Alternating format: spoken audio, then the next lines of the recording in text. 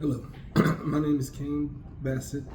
In this discussion, I will be explaining the differences between self determination, informed consent, professional boundaries, and confidentiality.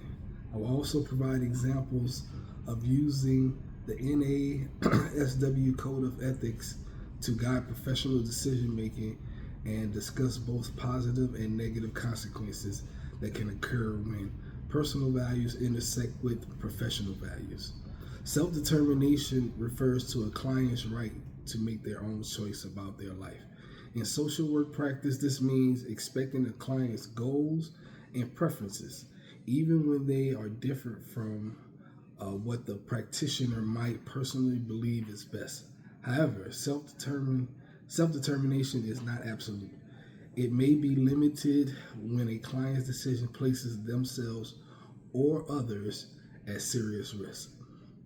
Informed consequences means ensuring that the clients fully understand the services being provided, their right, their rights, their potential risks, and alternatives before agreeing to participate.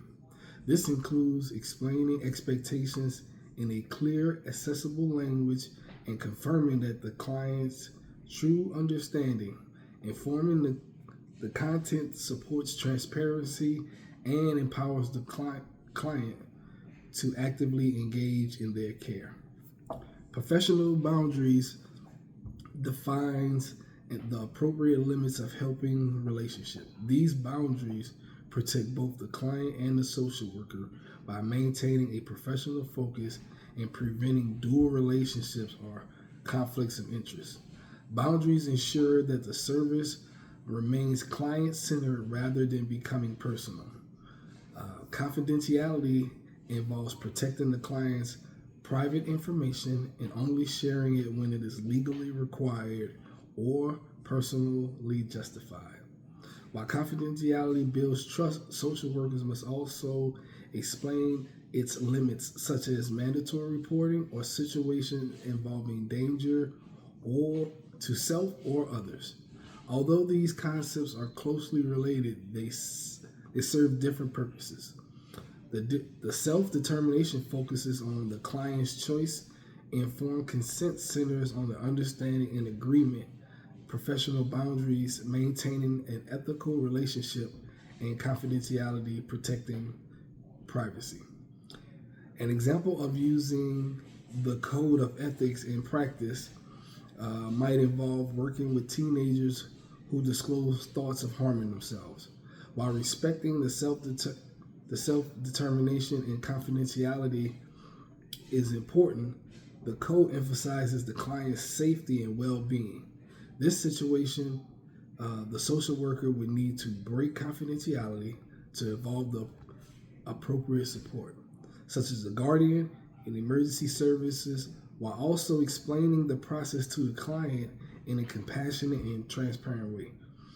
This demonstrates ethical decision making that prioritizes and protects while preserving dignity and trust.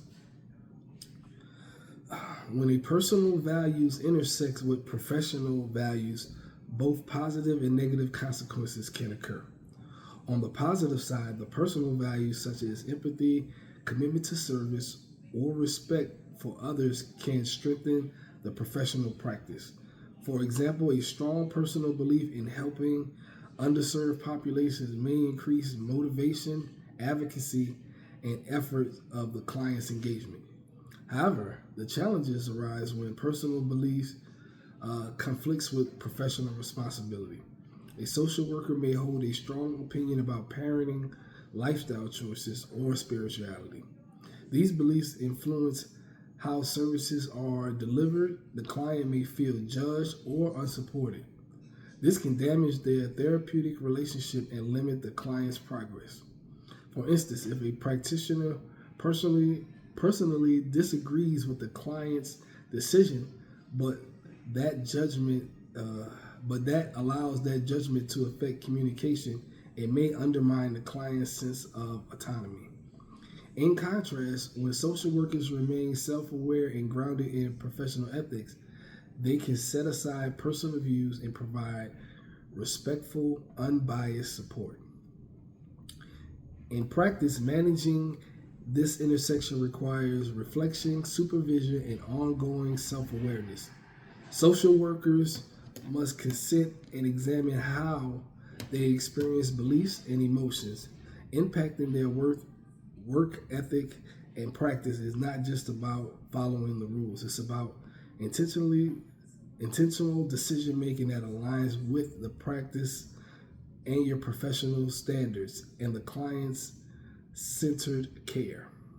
In conclusion, I understand self-determination, informed consent, professional boundaries, and confidentiality is essential to the ethical social work practice. And the Code of Ethics provides guidance in difficult situations that arise, especially when safety is involved. So while personal values can enhance the professional effectiveness, they must never override the ethical responsibility. By maintaining awareness of these dynamics, social workers can build trust, protect client, and promote meaningful change. Thank you.